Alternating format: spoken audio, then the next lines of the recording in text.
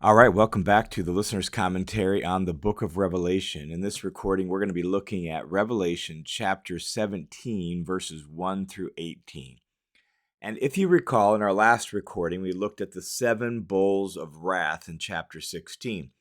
And those 7 bowls were presented as the means by which God's wrath is brought to its completion, culmination point. And chapter 16 ended with a great earthquake and the destruction of Babylon. Well, now we zoom in on the fall of Babylon itself. In fact, we're really at the culmination of the drama of the book of Revelation. And that means it's time to vanquish all the enemies of God and his people. So here in chapter 17 and 18, Babylon herself is judged. Then in chapter 19, the beast and the false prophet are dealt with once and for all. And then in chapter 20, the dragon himself, who called forth these enemies of God, he himself is judged and dealt with once and for all. And then finally, Revelation wraps up in 20 and 21 with the new heavens and the new earth. And so that's where we're at in the story. We're at the grand finale, the climax and culmination of the story. There is judgment and elimination for all of God's enemies.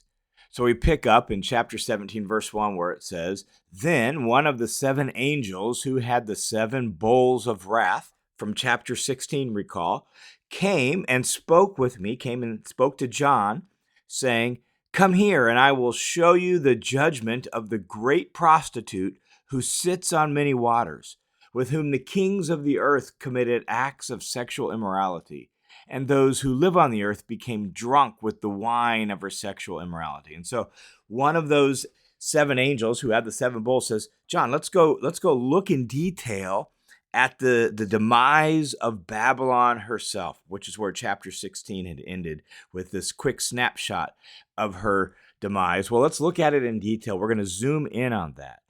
And notice how Babylon is described here as a great prostitute. We'll see more about that here in a second, who sits on many waters, with whom the kings of the earth committed acts of immorality. In fact, the people of the earth dwellers, were drunk with the wine of her sexual immorality. And it's possible that sexual immorality is literal, and certainly that's always been part of the kingdoms of this world. Certainly it was part of Babylon herself, literally, and Rome in the first century, and whatever other kingdoms, the cultures of this world. Sexual immorality has been a literal problem. So certainly it could be literal, but in the Bible, sexual immorality is also used to describe unfaithfulness to God. And that really seems to be the idea here when you see the description down below in verses 4 and 5. Babylon is the consort of the nations.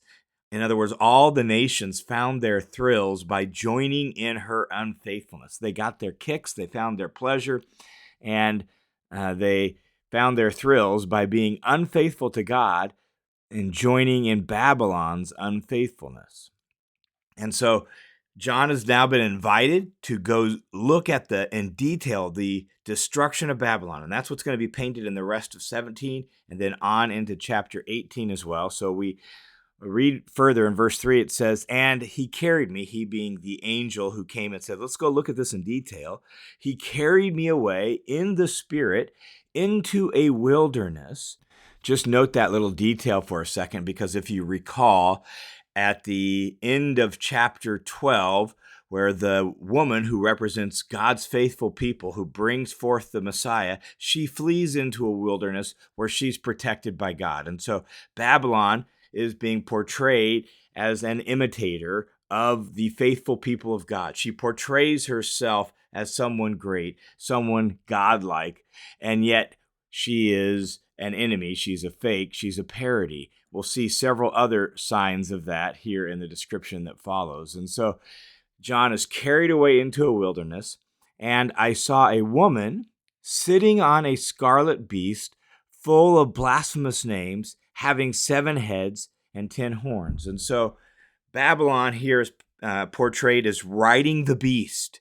And notice how the beast is described: scarlet beast, red, full of blasphemous names, 7 heads, 10 horns. If you recall chapter 13, verse 1, when the dragon calls forth the beast out of the sea, he is described as having 10 horns and 7 heads, and on his horns were 10 crowns, Revelation 13:1. So the great prostitute, the great city Babylon, is riding on the beast from the sea. And notice this beast is full of blasphemous names. That is, names and titles and prerogatives that rightfully only belong to God himself, the true God, the creator of all, and to his kingdom. And yet Babylon is riding this beast that inspires her to take upon herself and ascribe to herself these names and titles that rightfully only belong to God, the creator. And now we get in verses 4 and 5 the description of the woman. The woman was clothed in purple. That is the color of nobility and wealth and royalty. She's clothed with purple and scarlet and adorned with gold and precious stones and pearls. I mean, she is rich and wealthy, right? She looks like she has it all. She looks like she has everything you could ever dream of. And she's holding in her hand a gold cup full of abominations and the unclean things of her sexual immorality. Notice that's why I say I think sexual immorality is broader than just literal here. It's her abominations. It's her unclean things. It's all the ways in which she defiles herself and defiles the nations with her immorality, with her unfaithfulness to God himself. And on her forehead, a name was written, a mystery, Babylon the Great, the mother of prostitutes and of the abominations of the earth. In other words, this woman is like an archetypal woman. She is the mother of all the unfaithful. She is the mother of all those who seduce the nations. She is the mother of all the abominations on the earth. And in the Old Testament, pagan cities and empires are compared to a prostitute. Whereas Israel herself is an adulteress because she's supposed to be in covenant relationship with God, the nations are prostitutes. So, for example, in Nahum chapter 3, verse 4, you get Nineveh being described as one who will seduce the nations with her prostitution. Or in Isaiah 23, verse 17, the city of Tyre and the empire associated with Tyre will act as a prostitute with the kingdoms of this world. Well, that's the same image we get here. And historically, literal Babylon was the great city that was the capital of the Babylonian Empire, which had taken the Jews into exile 600 years prior to the time Revelation was written. So by this time period, in John's day, among the Jewish people, Babylon had become the archetype for the archenemy of God's people. Any and all great cities or empires that arrayed themselves against God and against his people, they were Babylon. They were like Babylon. They embodied the Babylon spirit, and so they were another kind of Babylon. And so in some ways, Babylon here in Revelation 17 is the archetype for the great city of man. The great city who is the archenemy of God and his people. And that meant for the original readers, who's Babylon? Who would they think of when they heard Babylon? Well, the great city for them was Rome.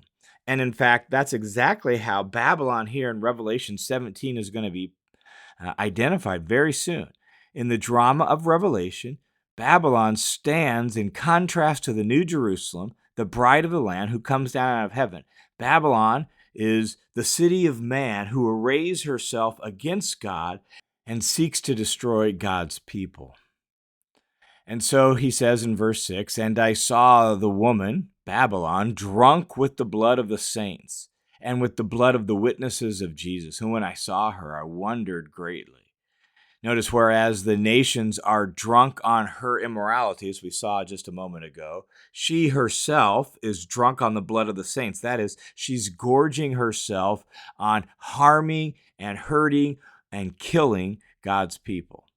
And the angel's about to go on and make it crystal clear for John who Babylon is in that time period, in that day. Look at verse 7. "And the angel said to me, 'Why do you wonder? I will tell you the mystery of the woman and of the beast that carries her, which has the 7 heads and the 10 horns.'" And the angel's going to explain what those 7 heads represent and what those 10 horns represent. And so the angel says, "The beast that you saw was and is not and is about to come up out of the abyss and go to destruction. This beast was, is not, and is about to come. Hear that language, and notice it's about to go to its destruction. And those who live on the earth dwellers, whose names were not written in the book of life from the foundation of the world, they will wonder when they see the beast, because he was and is not and will come. That language, repeated at the beginning in verse 8 and here at the end of verse 8, that language is important because it's a parody of the Lord. The Lord is the one who was and who is to come. But the beast likes to pretend like he has divine prerogatives and he has divine powers and rights. And so mankind wonder at this. They're amazed by this. And then the angel explains, here's the mind which has wisdom. Here's the insight into who this beast represents, and therefore who the woman riding on this beast is. Here's the mind which has wisdom. The 7 heads are 7 hills or mountains upon which this woman sits. In other words, this is Rome. To the ancient reader, everybody in the empire knew who Rome was. Every schoolboy with any education in classical history, even today, knows that Rome is the city set on 7 hills. That's her description. Now, you can find ancient coins from the Roman time period that pictures her this way, as a king sitting on 7 hills. There are poems and engravings of Rome as the city set on 7 hills. Rome even had a festival every year to celebrate this fact of how they encircled the 7 hills and put walls around the 7 hills. That's who Rome is. Rome is the city set on 7 hills. So when the angel says this to John, and John records this in Revelation, the first readers, the original readers, immediately they know exactly who Babylon is. For them, she was Rome. Now, the angel goes on and says, not only are the 7 heads 7 hills, but they are also, verse 10, 7 kings. And noting that helps us see that Revelation's imagery is somewhat fluid and flexible. The 7 heads are 7 hills, but they're also 7 kings. So let's not get too caught up in how all the imagery works, right? And then he goes on and says, 5 have fallen, 1 is, and the other is not yet come. And when he comes, he must remain a little while. The beast which was, is not, is himself also an 8th, but is one of the 7, and goes to his destruction. Notice that the beast is an 8th, which is also one of the 7. What's going on? Well, I think we need to keep in mind that numbers in apocalyptic literature are symbolic, and 7 communicates completion. It's based on, in Jewish thinking, the days of creation, and 7 days is how long it took to create it. So 7 becomes sort of this symbolic number for creation and for the fullness of things on earth. And so no matter how many actual kings there are 7, because that's the full number of the kings of the earth. It's possible that we're supposed to try to figure out 7 literal kings, but most of the attempts to do that, recognizing that the 7 heads are 7 hills, so we're looking for Roman emperors, it requires some kind of finagling and some juggling. And let's not count these kings, and let's count these kings, and it becomes very complicated. And I think the reason is because we're not supposed to push the imagery too far. When we say the 7 heads are also 7 kings, I think we're simply talking the full number of kings that made up the Roman Empire and really all Babylonian-type empires throughout history. So it's the full number of kings throughout history. And then the 10 horns, verse 12, which you saw, they also are 10 kings who have not yet received a kingdom, but they receive authority as kings with the beast for 1 hour, meaning for a very little time, short time period. These have one purpose, and they give their power and authority to the beast. And so these are small-time kings who have very short kingdoms and who ally themselves with the beast and his kingdom. That's the idea. And likely, John and his original readers would have heard this and thought of like all the client kings that served Rome. So as they're reading this, the 7 heads, 7 hills, 7 kings, 10 kings that have short-term kingdoms, they're like the client kings who, when it was convenient, served Rome. And as we read the rest of this scene here, we'll actually see they turn on Babylon and they destroy her. That's really the way things played out in history. And so we should think of these 10 horns and 10 kings as like small-time political and economic powers who rule in specific places for a very limited and short time periods. And so they're given short-term authority in order to serve the beast. They'll have their hour. That's the way we might say it.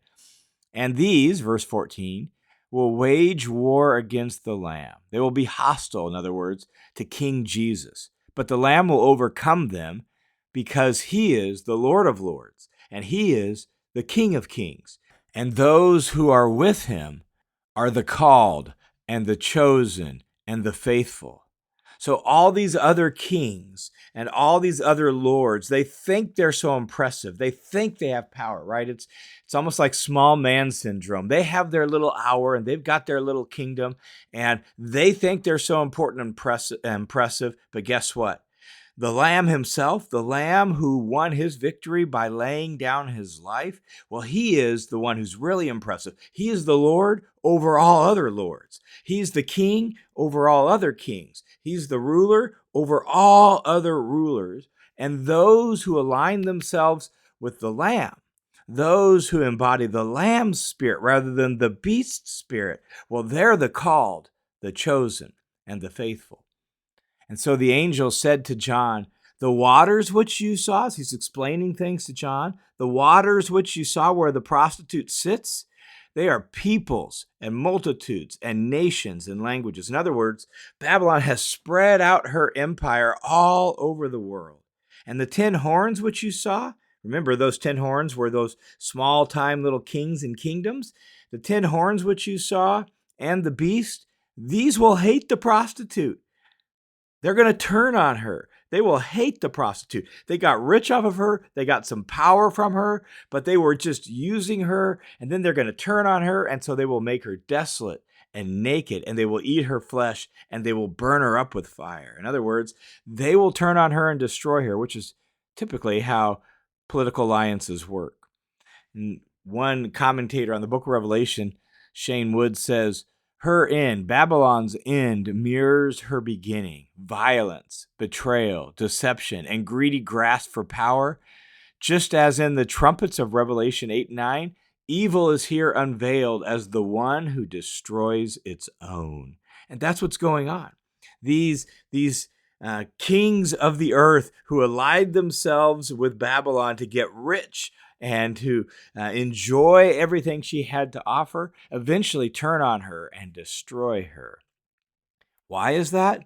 Well, because God has put it in their hearts to execute his purposes by having a common purpose and by giving their kingdom to the beast until the words of God should be fulfilled. And so all these other kingdoms of the world, they align themselves with the beast, and it's actually under God's sovereign control, which would be super encouraging to the original audience, that they themselves are, yes, suffering at the hand of the beast, Rome itself, and all the other little kingdoms of which they're a part, over which she has spread herself, and yet God is still sovereign, and they are simply carrying out his purpose until the words of God should be fulfilled. And then the angel, still explaining to John who this prostitute is, says one last little line that, again, makes it quite clear. The woman which you saw is the great city, which reigns over the kings of the earth. And again, for the first readers, they immediately would have thought of Rome. Ah, yes, because Rome is the great city, the one who reigns over the kings of the earth. And yet, in the story of Revelation, Babylon ends at the vanquishing of God and the judgment of God. And so, while the Roman Empire may have fallen, the end has not come, which means the Babylon spirit continues to work in this world until Jesus, the Lamb himself, returns and vanquishes all forms of Babylon throughout history.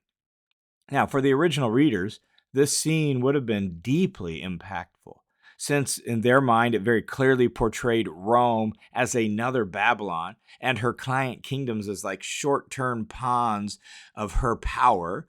And because it portrayed that she'd soon be consumed, that would be deeply impactful for the original readers.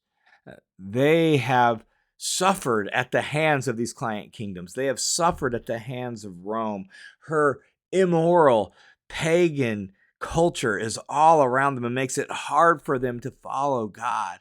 And yet she is simply a prostitute riding a beast who will be destroyed in good time. And that would be deeply encouraging because Rome appeared to have all the power. And Rome was the one making life miserable for them. But she'd eventually meet her doom. And this should be deeply meaningful for us today as well. If any of us are discouraged by the behaviors of the superpowers of our world, if we're overwhelmed by their beastly ways of acting and their ungodly pagan culture that sometimes makes it so hard to be faithful to God, well, guess what? Here in Revelation 17, the true nature, her true nature, the superpower's true nature is unveiled. They are simply a pawn of the beast, and they are ultimately going to be destroyed. In fact, chapter 18 will go on and finish the portrayal of Babylon's demise. And all of it reminds us that the pagan empires and nations and kingdoms with their ungodly culture, they're going to meet their end at the hand of God. So we don't need to fret. We don't need to wring our hands stressing out over the sinfulness of the world and what to do about it all. God's in charge. God will judge, and God will vanquish Babylon ultimately once and for all. One last little reflection before we leave this section, and that's this.